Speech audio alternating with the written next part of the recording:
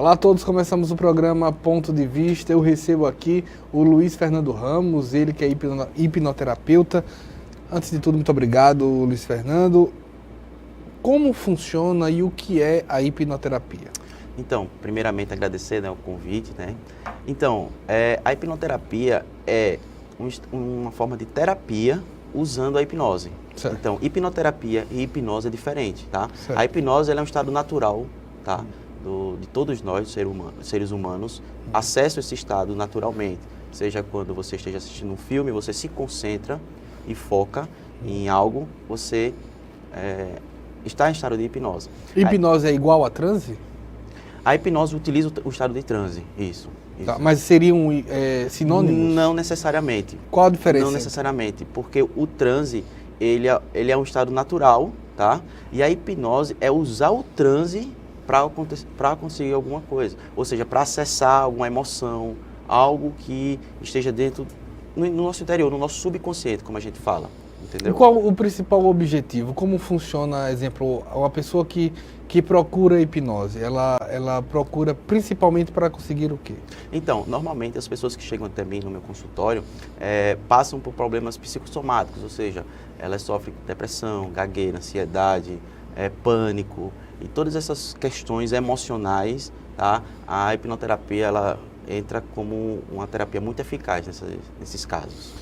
E, de uma forma não tão profunda, mas exemplo, o que se estabelece? Porque eu acredito que a hipnose, de uma certa maneira, ela tem um grande caminho no imaginário. Exato. Popular. Você lembra, a gente falava antes do programa, você tinha a questão do palco, você tinha a questão do pêndulo, você tinha a questão do relógio, e você entrava e a literatura trabalhou isso amplamente. Uhum. Aquilo dali é hipnose? É hipnose. As pessoas que estão no palco, elas estão hipnotizadas. Só que, como eu tinha falado antes do programa até, as pessoas, antes do programa acontecer, elas têm uma conversa prévia com o hipnotista, porque elas precisam entender o que é hipnose, elas precisam saber o que é e o que não é hipnose, para que elas consigam passar por todo o processo. Para elas, é real aquilo que está acontecendo, entendeu? Mas existe toda essa permissão. A hipnose é permissão.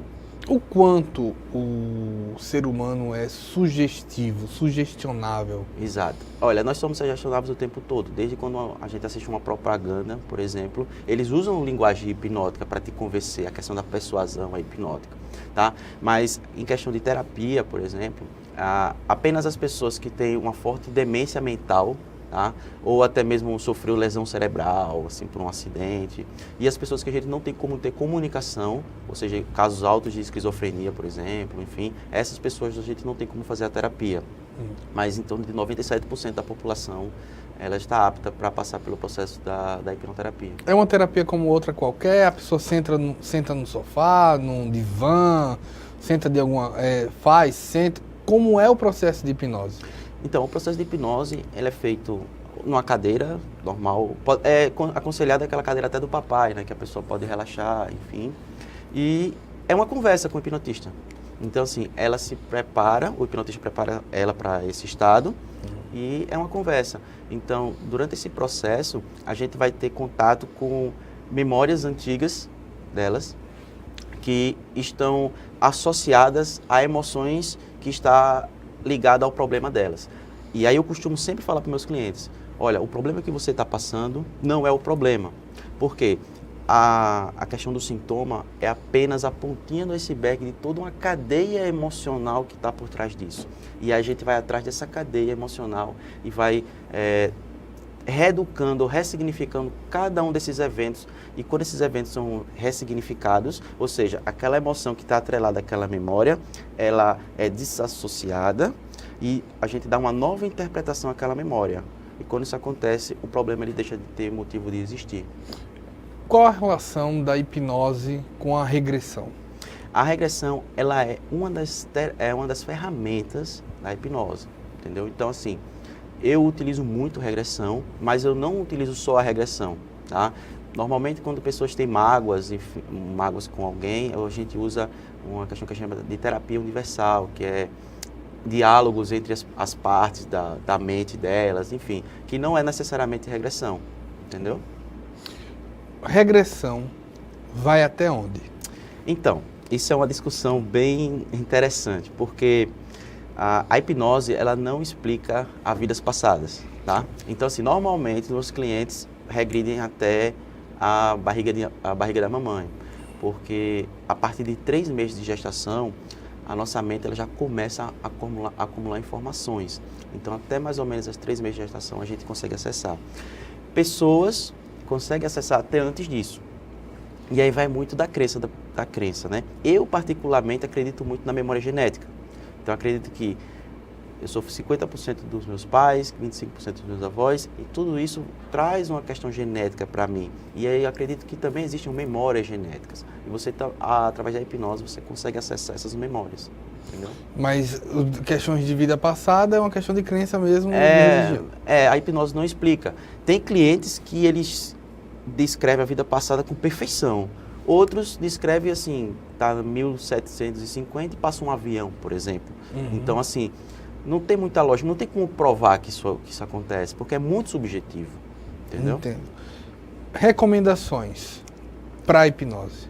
Então, a recomendação, é como eu falei, né? A gente faz tratamento de depressão, síndrome do pânico, gagueira, ansiedade, fobias. A gente trata muito fobias, assim, que é um dos tratamentos até mais simples de se fazer. Então, assim, tudo que é psicossomático, a gente faz.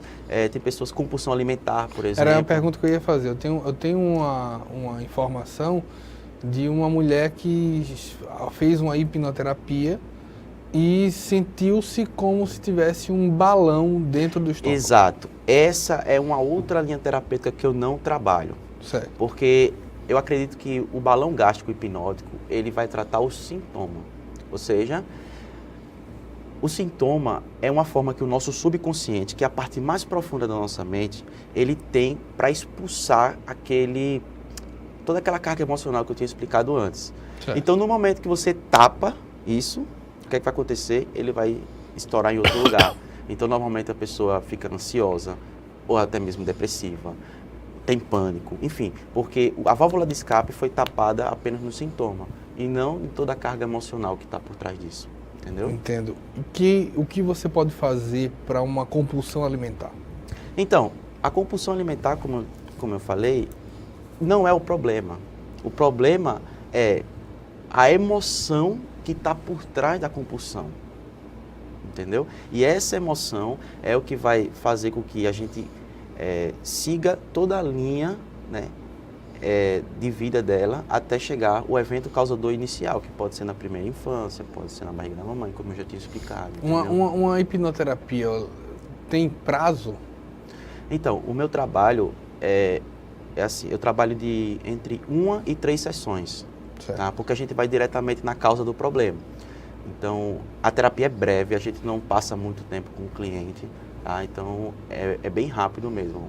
A gente vai na causa inicial, resolve e vai nas causas secundárias, que a gente chama, que são os outros eventos, que tem aquela mesma emoção associada e depois o sintoma some. Então, é bem rápido mesmo. Pessoas que dizem que se sabotam o tempo inteiro podem ser, não diria a palavra corrigida, mas pode ser aperfeiçoada pela hipnoterapia?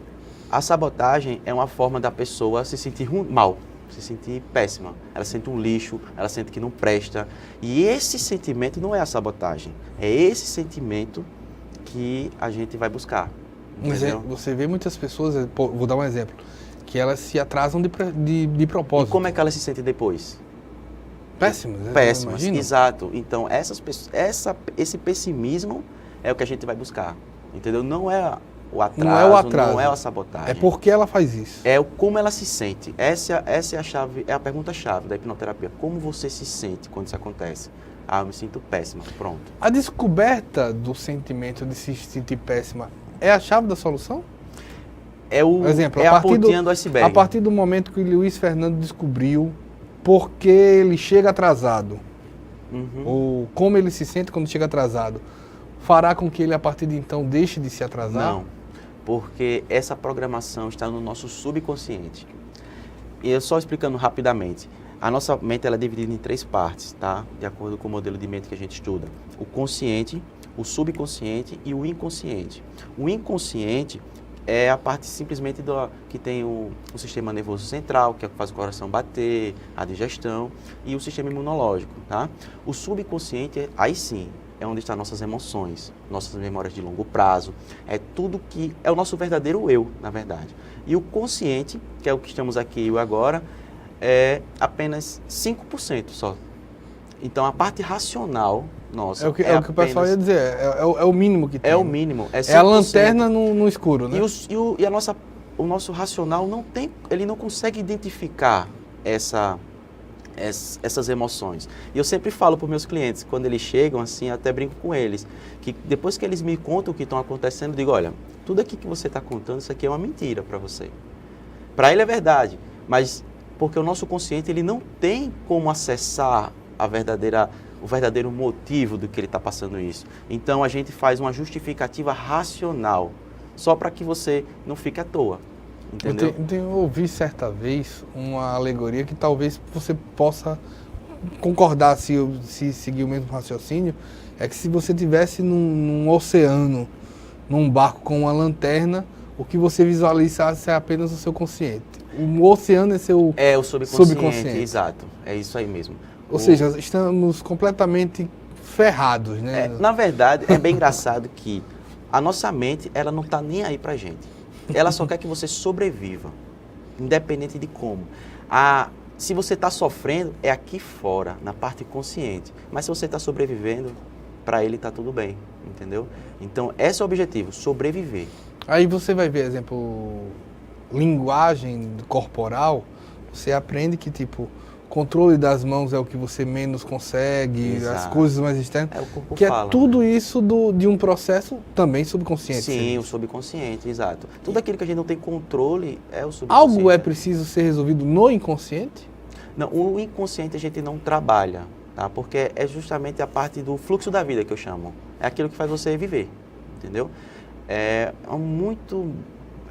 bem específico.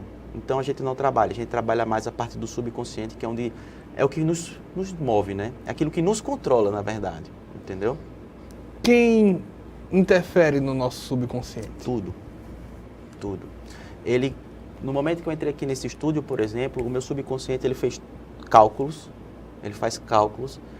para calcular oportunidades, para calcular como é que eu vou me sentir, o que é que pode acontecer. Então, todo o ambiente influencia naquilo que o subconsciente faz. E a minha programação mental é que vai dizer se eu vou enxergar as oportunidades ou não. Se eu vou passar por aquilo ou não. Eu vou dar um exemplo. Há como a hipnoterapia trabalhar, tentar entrar para o nosso telespectador visualizar. Já que a gente trabalha com 3 fases. O inconsciente é para sobrevivência, você tem o subconsciente que seria o que? 90%, 90%. E você teria 95% e você teria 5%. Isso. Uma pessoa que vê o copo meio vazio, ela pode ser reprogramada para ver o copo meio cheio? Sim, claro. E assim, existem formas de você começar a programar, tá, o seu subconsciente sem precisar da hipnoterapia. Claro que, quando é algo muito profundo, você vai precisar de ajuda. Mas uma dica que eu gosto de dar para as pessoas, para os meus clientes, é que as pessoas pensam que assim, primeiro eu alcanço o sucesso para depois eu ser grato. Mas é o contrário. Primeiro eu preciso ser grato para alcançar o sucesso. Então assim, quando você é grato, tá, você começa a ensinar o seu subconsciente que é legal ser isso, sentir isso. E aí você começa a ensinar a ele assim, putz, isso é bom. E aí o que acontece? Daqui a pouco, quando você é grato por várias coisas, você não vai ter mais nada para ser grato. E o que é que o seu subconsciente vai fazer? Ele vai começar a trabalhar para você enxergar a oportunidade de ser grato. Então, vai aparecer oferta de emprego, vai aparecer novas amizades, vai aparecer... Porque ele que controla tudo, entendeu? Ele que calcula, faz todos esses cálculos na tua vida. A gente falou de dieta, falamos de sabotagem. Como trabalhar uma emoção para um fator muitas vezes somático em relação a algo fundamental para o inconsciente e fundamental para a sobrevivência, que é o sono. Tem Certo. pessoas que têm graves problemas de insônia. sim. Como a hipnoterapia pode ajudar no sono? Sim, claro. Por quê? Novamente, a mente, ela faz, ela programa você. Nós somos frutos das nossas programações. E quando você tem um distúrbio de sono, você acorda cansado no outro dia. Aí quando você acorda cansado no outro dia, você não produz. Quando você não produz, entende que tem todo um motivo por trás depois? Você não produz, aí você se sente ruim, aí as pessoas começam a não gostar de você, e aí já começa a gerar um ciclo, um padrão, acho que é emocional, como a gente chama, tá? Que o seu subconsciente quer que você sinta. Não porque ele é mau, mas é porque nós fomos feitos assim. O nosso subconsciente, ele trabalha com padrões emocionais para economizar energia. Por exemplo, Wendel, quando você, com 1 ano de idade, vou dar um exemplo que eu gosto sempre de dar para meus clientes. Com 1 ano de idade, você estava no berço e acordou. O papai e a mamãe não estavam lá, tá? O que acontece? Você acorda, estou sozinho, estou abandonado e rejeitado. Beleza, aí o subconsciente diz, interessante, uma emoção nova, vou guardar. Com 5 anos de idade, você está na escola, vai apresentar um trabalhozinho e você dá um branco e as pessoas mangam de você. Aí o subconsciente diz, interessante, uma emoção nova, ele se sente rejeitado de novo. Aí ele diz, interessante, isso aqui deve ser importante para ele. E aí com 15 anos você está afim de uma menina, aquela coisa, e ela te dá um fora. É rejeição. Ao subconsciente diz, putz, é isso. O Wendel está repetindo isso aqui, ó. Eu vou fazer com que ele sinta isso agora, a partir de agora. Então, no momento que esse padrão acontece, você vira refém dele. E aí ele vai trabalhar para que isso aconteça. Por quê? Ele quer economizar energia, ele não quer que você fique procurando mais isso. Ele vai trazer isso para a sua vida. Entendeu? Ele reforça isso. Ele reforça. E aí esse ciclo vai sendo reforçado a cada coisa. Então, tenho insônia, vou para o trabalho, não me dou bem lá no trabalho porque eu estou cansado, as pessoas começam a não gostar mais de mim, aí a rejeição, e aí o subconsciente fica, pronto, estou cumprindo o meu trabalho, eu estou fazendo com que ele sinta exatamente aquilo que eu fui programado para ele. E há como pegar, isso vira um círculo, uma roda, né, de uma certa maneira. Círculo. Eu imagino, dá para quebrar essa roda? Dá, aí é que tá, a gente faz esse trabalho para quebrar esse ciclo, entendeu? Certo. Tudo tem causa emocional? Eu acredito que sim. Claro que, por exemplo, se você cortar um braço, você não tem como ter o braço de volta, mas até doenças assim que as pessoas não têm cura, eu acredito muito que é o subconsciente, a mente da pessoa que trabalha para que isso aconteça. Como a hipnoterapia se relaciona com as outras terapias? Hoje, inclusive o SUS, né, ele reconhece a hipnose como uma prática integrativa, tá? Então, assim, ela é fornecida, né, pelo SUS, quem regulamenta isso é o município, então cada município pode regulamentar da sua forma, tá? E é o seguinte, a gente é como se fosse uma prática complementar, tá? Então a gente não pode interferir no atendimento médico, enfim, psiquiátrico e psicológico da pessoa. A gente atende isso de forma complementar. O que acontece muitas vezes é, por exemplo, a pessoa está tomando uma medicação, passa pelo processo da terapia e ela consegue uma melhora. E aí, aos poucos, o médico vai lá e muda a medicação até que ela pare de tomar. A gente tem, de forma curiosa, a gente citou a questão do palco e muitas vezes o imaginário coletivo, a memória trazia o fato do pêndulo e a questão do cansaço ocular. Qual a relação do cansaço, a relação de ocular para se entrar em hipnose? É porque é o seguinte, um dos princípios da hipnose é a alteração da percepção externa para a percepção interna. Então, no momento que você está em transe, você deixa de prestar atenção a tudo que está aqui ao redor e você começa a ter uma percepção interna. No momento que você fecha os olhos e começa a imaginar, você está mudando essa percepção. Então, foi por isso que foi James Braid, lá da França, ele, que era um oftalmologista, ele relacionou a questão do cansaço ocular a entrar em transe. A hipnose pode ajudar em desvendar crime?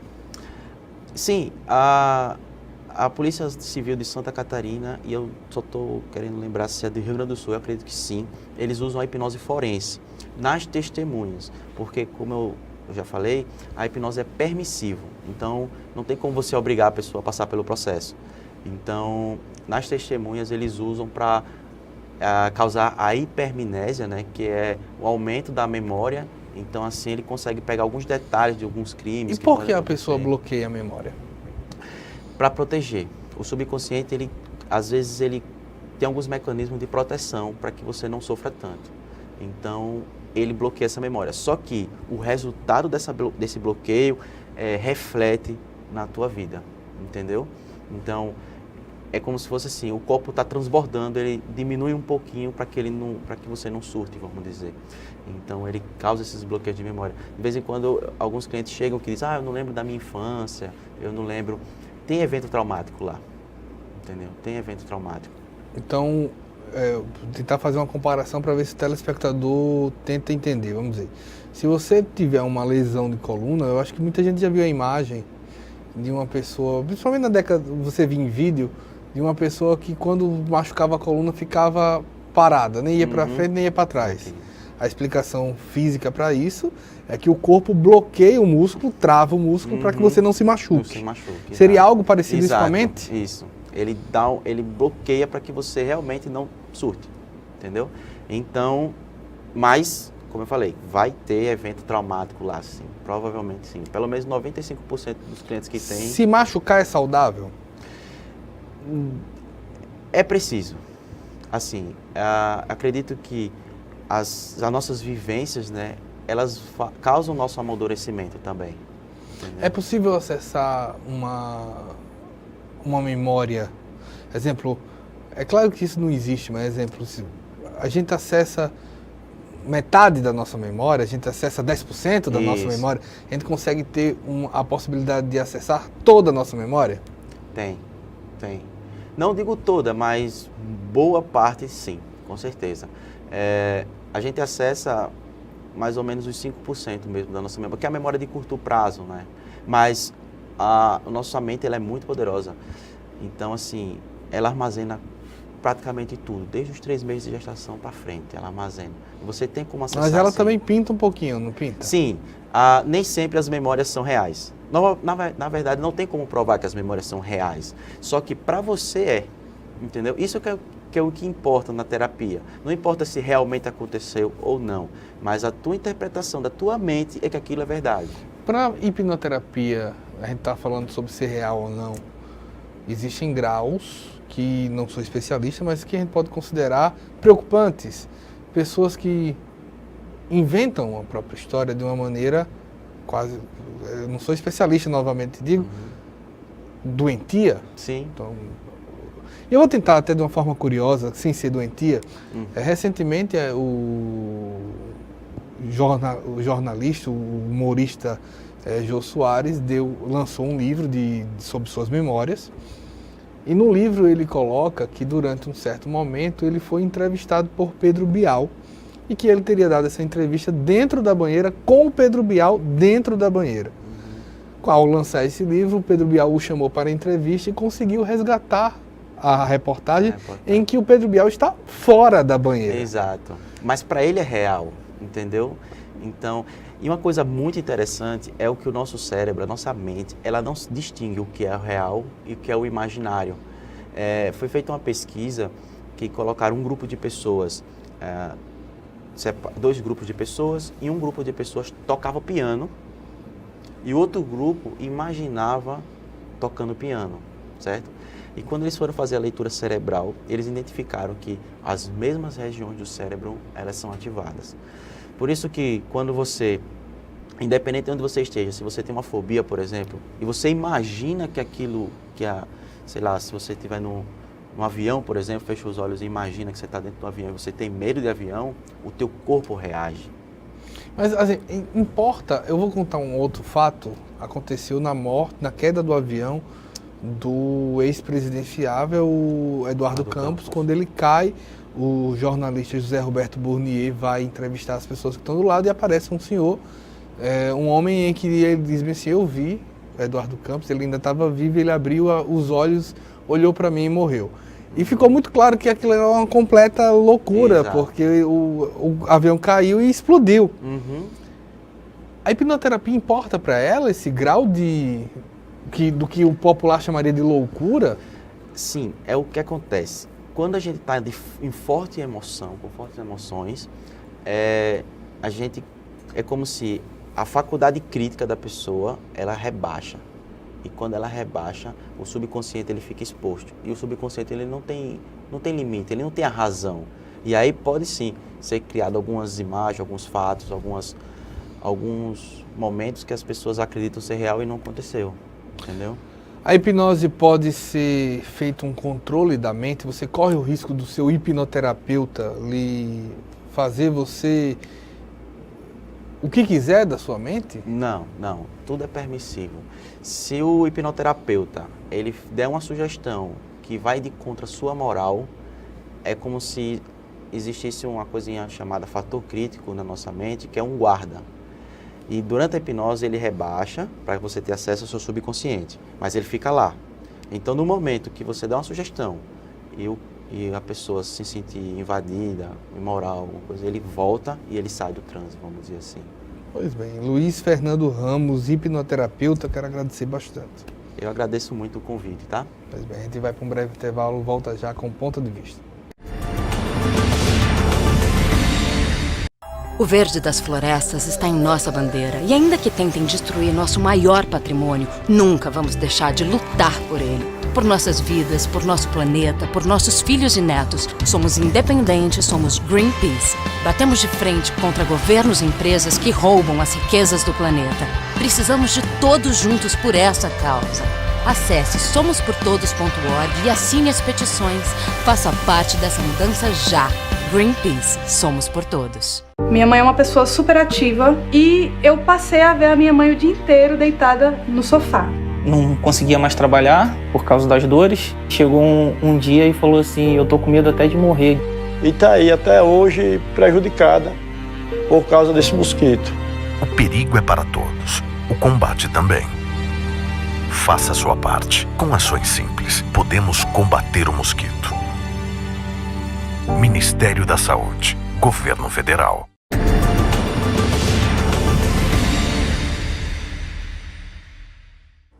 Voltamos com o programa Ponto de Vista, agora comigo aqui a Eliane Macedo, ela que é da Coordenação de Educação do Instituto Biota. Como anda o monitoramento no Instituto Biota hoje? Hoje ele deu uma reduzida porque nós estávamos com um projeto de monitoramento de toda a costa da Lagoana, sim, por conta de um acordo técnico com um serviço de sísmica, né, procura de petróleo. Terminou o fim desse período, nós reduzimos a nossa quantidade de monitoramento, né, o sim, trecho, e mesmo assim seguimos monitorando todos os dias menos trechos da costa de Alagoas. Qual o papel do Instituto Biota? O Instituto Biota, o principal papel nosso é de pesquisa, é descobrir o que existe no nosso litoral alagoano. Até então, nenhuma instituição fez um trabalho tão minucioso quanto a gente fez até hoje, de saber qual é a real situação de animais marinhos que habitam a nossa costa, que animais estão habitando, que animais vêm desovar aqui, com que frequência. E tudo isso nos motiva a trabalhar no Instituto Biota. E já é possível ter boas descobertas? Sim. Ao longo desses 10 anos já de atuação do Instituto Biota aqui no litoral de Alagoas, nós nos surpreendemos, descobrimos quais são as nossas tartarugas, conseguimos colocar Alagoas no mapa do Brasil de desova de tartaruga, de importante área de desova de tartaruga. Antes Alagoas era tido como uma área apenas de alimentação desses animais e hoje a gente é considerado uma importante área de desova da tartaruga de pente, que é a tartaruga que era considerada gravemente ameaçada de extinção. Ela fica geralmente em que local do oceano, das áreas? Que áreas elas costumam ficar? Ela é dessa área específica, não? Não, a tartaruga de pente, ela roda o mundo inteiro. Ela habita os mares do mundo inteiro e vem para essas áreas de trópicos, de águas mais quentes, para desovar, principalmente na Bahia, Sergipe, Fortaleza. E aí havia esse vazio nessa parte de Alagoas, que não tinha monitoramento nenhum, dados nenhum, e nós com esse monitoramento frequente, não tão frequente quanto foi o ano passado, conseguimos demonstrar que aqui sim existem tartarugas e até surpreendemos até a população, que nunca tinha tido contato com esses animais. Hoje nós levamos a nossa exposição a vários locais e as pessoas, de onde que vêm esses fósseis? É daqui da praia, da sua frente, onde você põe sua cadeira ali na Pajuçara ou na Ponta Verde, tem esses animais se alimentando e na época de desova, desovando do lado da sua cadeira de praia. Qual o ciclo normal da tartaruga? O ciclo dela de reprodução vai de setembro a abril. Aí, com pico de nascimento mais entre os meses de janeiro e fevereiro. Então, a gente está nesse auge agora. E na época de abril até agosto, elas estão se alimentando longe daqui, né? Geralmente costa da África. Então, são animais que vêm rodando o mundo para chegar aqui. O que é que elas procuram? Só a água quente ou ela procura outra característica do nosso litoral? Ela procura sempre a praia que ela nasceu. As tartarugas têm essa característica, elas vêm desovar na praia que ela nasceu. E ela procura a areia, principalmente. Geralmente a tartaruga de pente ela procura mais a restinga. Então precisamos ter restingas preservadas para ela poder se desovar. Explica para quem não conhece o que é uma restinga. Restinga é aquela vegetação que tem na beira da praia, que chama popularmente conhecida como salsa de praia, que é uma vegetação cheia de espinhos, com uma flor rosa. Aquela vegetação rasteira que tem ali na beira da praia, onde as pessoas comumente param o carro em cima, acaba destruindo, que é uma vegetação importantíssima para conter a areia da praia. O que está acontecendo lá no Pontal, por exemplo, do mar está levando toda aquela areia. Se for preservado, fizer um bom manejo com a restinga, replantio de restinga, aquele problema ali ele é reduzido consideravelmente. Então, o trabalho do Instituto Biota, apesar de ser o carro-chefe ser a pesquisa, essa parte de educação ambiental, de conscientização, de preservação, também é trazido por nós. Como é que tem sido esse trabalho de educação? Nós somos procurados por escolas, principalmente escola pública. Levamos uma exposição com todos os ossos, ovos gorados, lógico, que não estão viáveis, para as crianças aprenderem que animais existem aqui e saber como preservá-los. E dessa maneira nós damos palestras, explicamos como é que é o ciclo da tartaruga, qual a importância dela no meio ambiente. A gente chama ela de animal guarda-chuva. Preservando a tartaruga, que ela está no topo da cadeia, você está preservando todos os animais que estão abaixo dela. Peixes, camarões, toda a parte de alimentação humana. Então nós tentamos fazer as pessoas entenderem que não é só um bichinho bonitinho. Você preservando aquele animal-chave, você está preservando a alimentação futura. Está preservando a fonte de renda de muitos pais daquelas crianças. Por que ela está na base da cadeia, no topo da cadeia?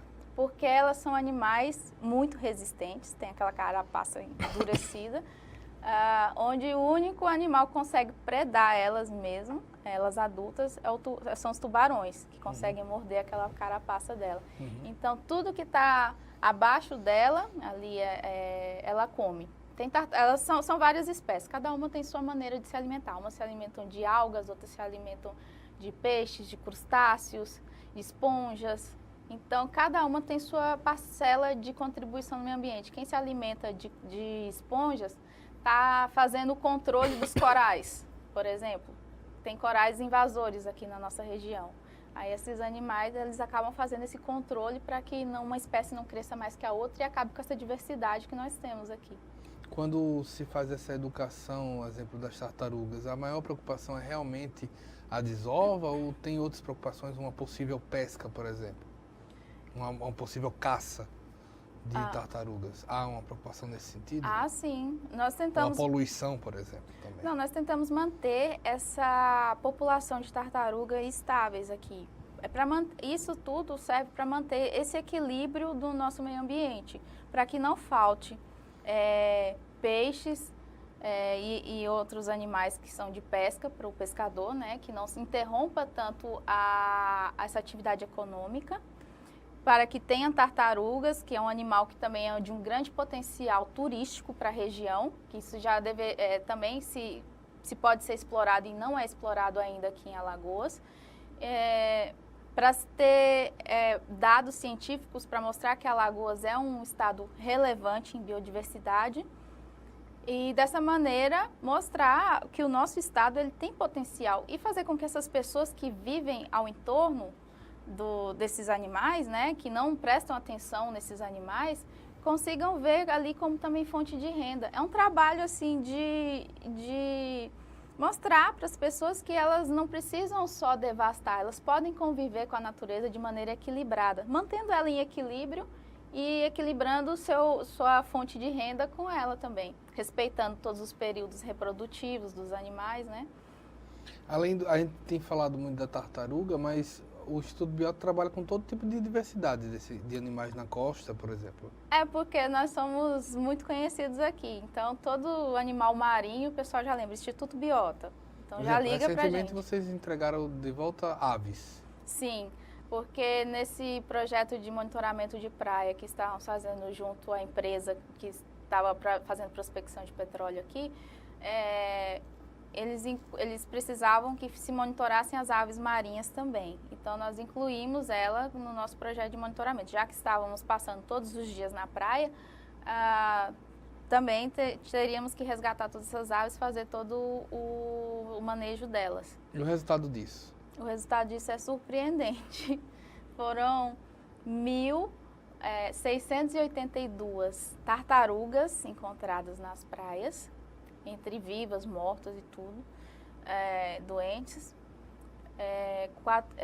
Só com licença. Por favor, fica à vontade. 237 aves, entre mortas, que foram reabilitadas e entregues, e 35 animais mamíferos aquáticos, golfinhos, baleias, esses mortos. Que mostram uma movimentação intensa, né? Sim, mostra que o nosso litoral ele é muito rico, ele é cheio de biodiversidade e que a gente não pode deixar isso, fechar os olhos para isso. Nós temos que pensar em maneiras de manter essa biodiversidade, porque nós temos praias belíssimas e a preservação desses animais incube na preservação desses locais, que faz com que atraiam pessoas para cá. As pessoas vêm para cá. Hoje em dia, quando é época de soltura de animais marinhos, já temos recebido muitas pessoas, muitos turistas atrás disso. Tem crescido mais o número de turistas que frequenta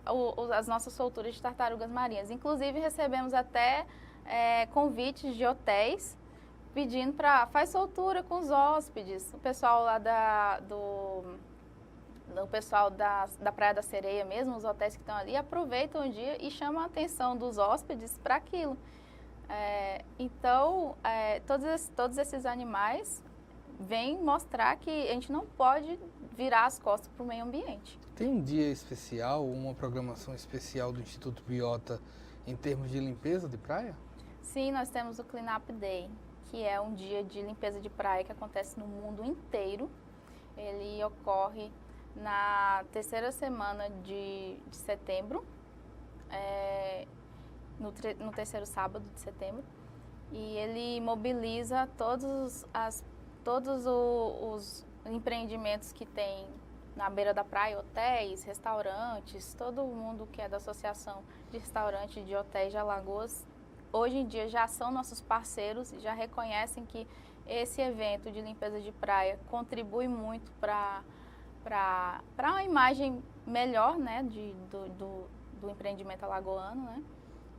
E nesse dia nós fazemos a conscientização das pessoas, fazemos uma limpeza simbólica, porque no dia o que a gente limpa naquele dia não significa muito assim, em termos de quantidade de lixo, mas mostra para as pessoas e algumas pessoas que estão passando na rua que é importante fazer aquela limpeza, que é importante mostrar... Pelo menos não sujar, né? É, isso.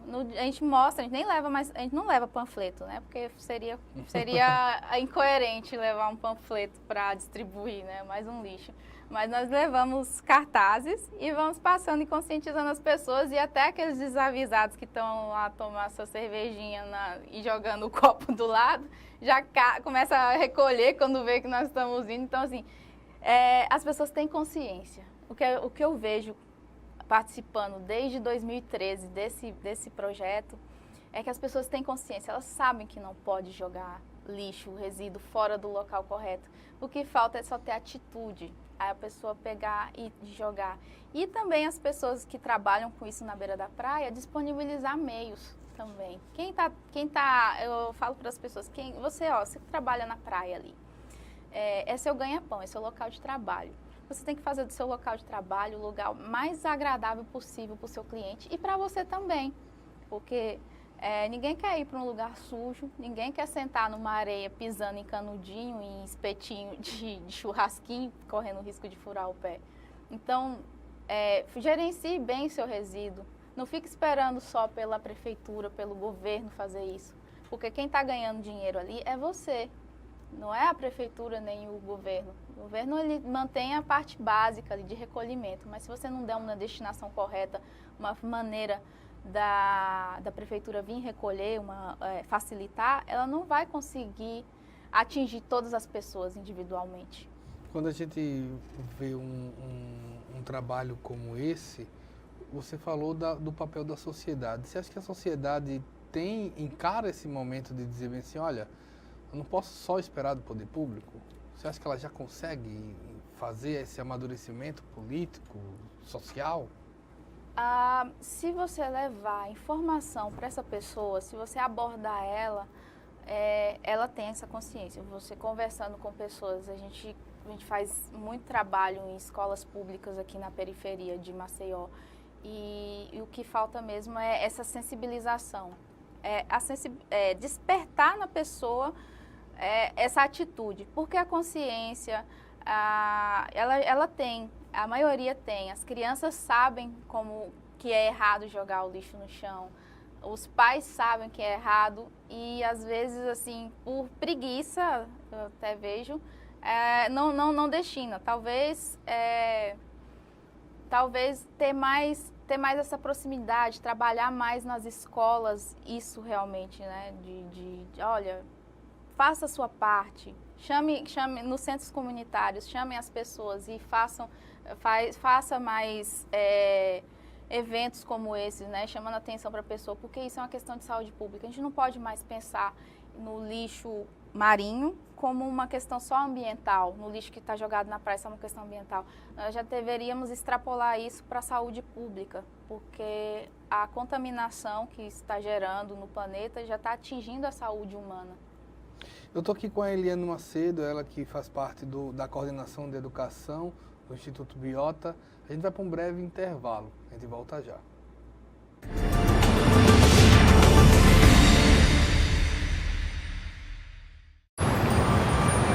Quando fiquei sabendo que tinha tuberculose, imaginei, é o fim. Mas logo descobri, tuberculose tem cura. Se parar o tratamento, a doença pode voltar, mais forte. Família, amigos, profissionais de saúde, todos juntos contra a tuberculose. É bom saber que não estou sozinho. Em caso de tosse por mais de 3 semanas, procure uma unidade de saúde. Pode ser tuberculose e o tratamento precisa ser feito até o fim. A ditadura foi uma época de violação de direitos. E muitos dos documentos que contavam os detalhes sobre os crimes cometidos foram censurados, escondidos ou destruídos. Hoje, muitos deles estão disponíveis no site pnmdigital.mpf.mp.br. Acesse, pesquise e não deixe a história desaparecer, muito menos se repetir.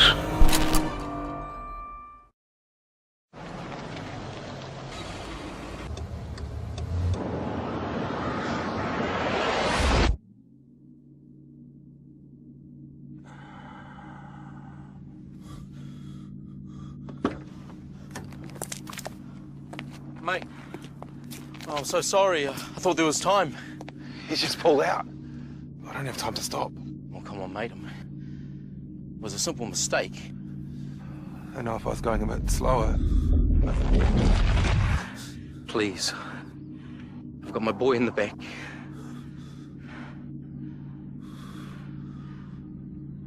I'm going too fast. I'm sorry.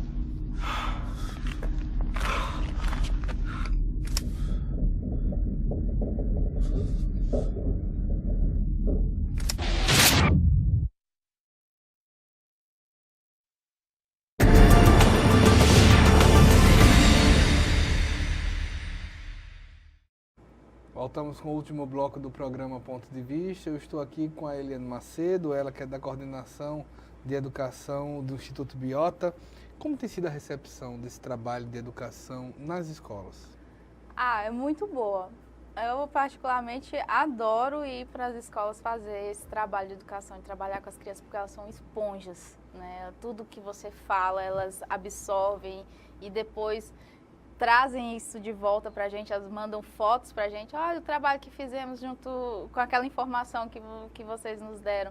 A receptividade é muito boa. As escolas nos procuram muito para fazer isso, escolas particulares também. Em qualquer cidade vocês vão? Não, a gente, como nós temos um grupo um pouco diminuto, né, muito reduzido, nós atuamos aqui em Maceió. E como nós somos voluntários também do projeto Instituto Biota, cada um tem seu trabalho. Então, nós temos que conciliar os trabalhos do Instituto Biota com as nossas atividades reais, né? Mas assim, vocês chegam a fazer esse monitoramento em que cidades, em que área? O monitoramento do ano passado, onde nós conseguimos remunerar as pessoas que estavam trabalhando com nós, fizemos de Feliz Deserto, no sul de Alagoas, até Maragogi. Nós conseguimos cobrir praticamente quase todo o nosso litoral. E isso daí envolveu quantas pessoas? Envolveram por volta de 35 pessoas. 35 pessoas. Sim. É o tamanho ideal hoje para fazer esse monitoramento? Sim, para atender a toda a legislação trabalhista e as escalas de monitoramento, porque são monitoramentos diários, não tem feriado, tem que ser de acordo com a maré também, tem que ser essa quantidade de pessoas. E ainda tem o tratamento de dados, né? Porque esses meninos vão a campo, recolhem 300 mil dados de informações assim, aos montes. E nós temos que tratar esses dados depois, para gerar isso, para dar à sociedade um diagnóstico do que nós vimos na praia. Quem geralmente compõe o Instituto Biota? Nós hoje temos o presidente, que é o Bruno Stefanes. Temos as diretorias, tem de pesquisa, diretoria de educação, diretoria... são várias coordenações, né?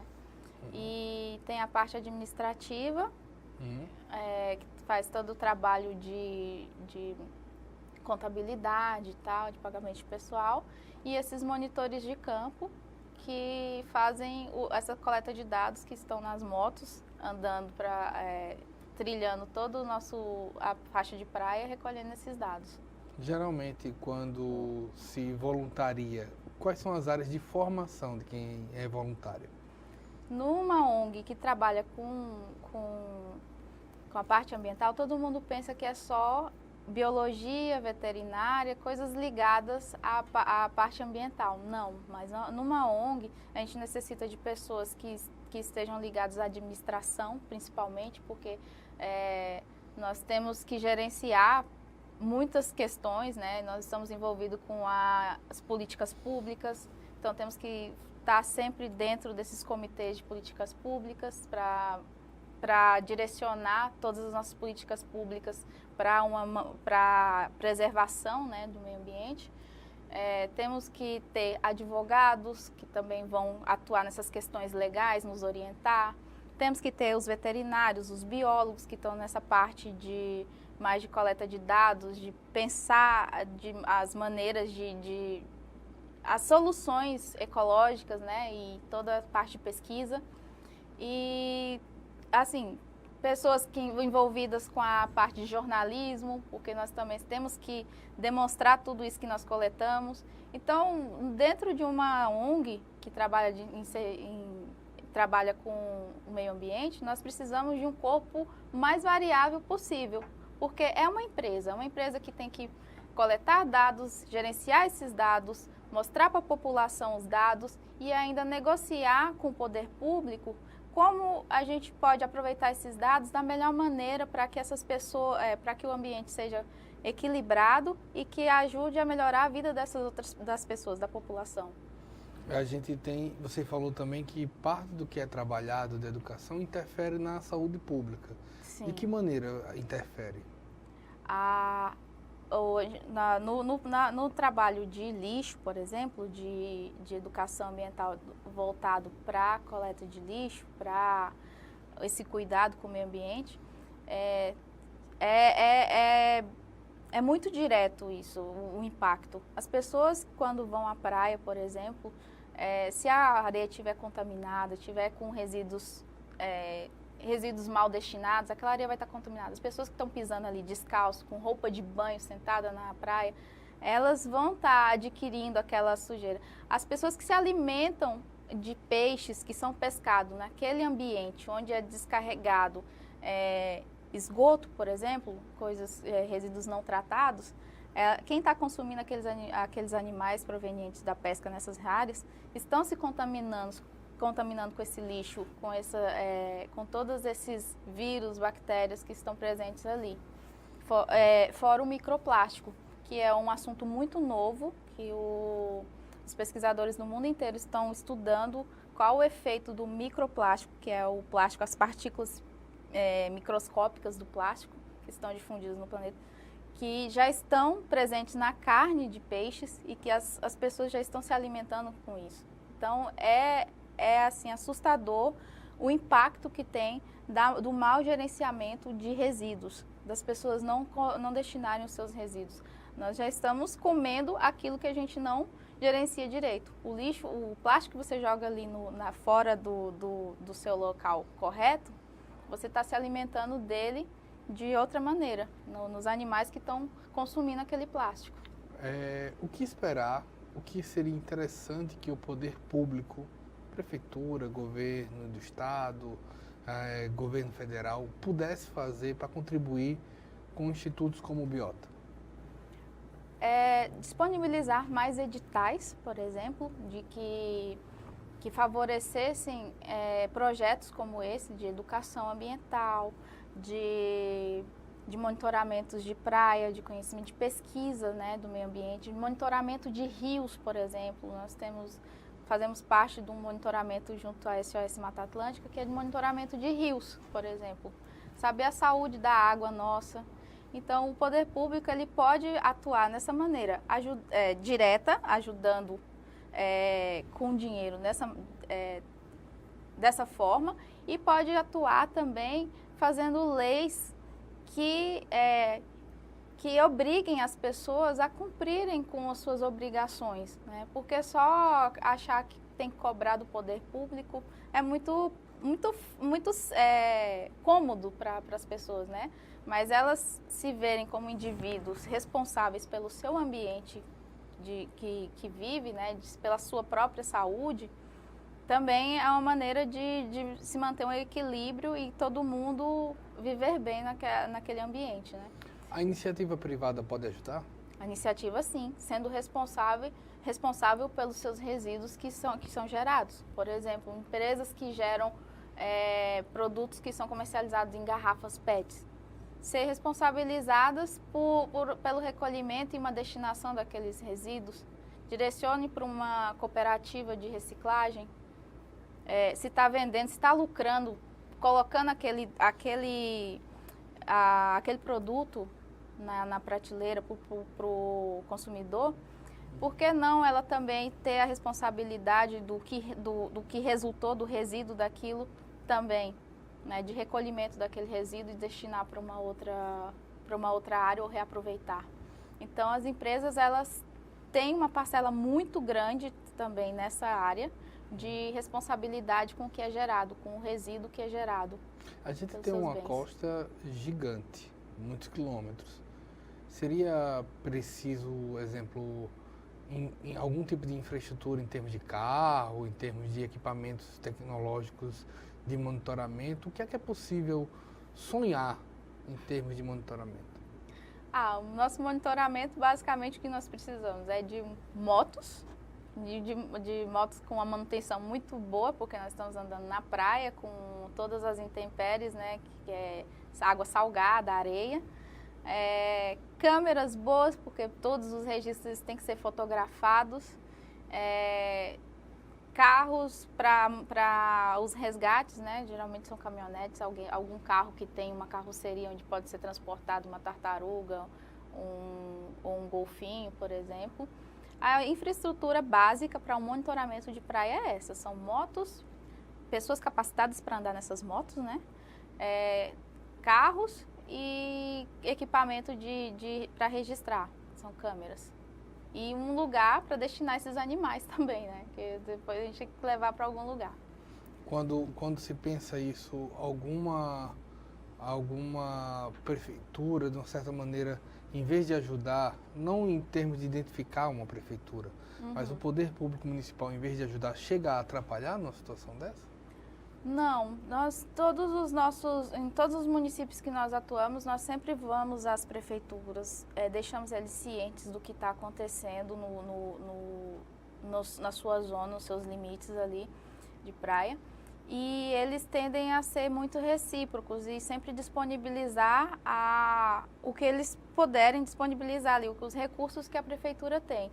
Então, dessa maneira, atuando em conjunto, a gente consegue sim fazer muito pelo meio ambiente, pelas praias, né?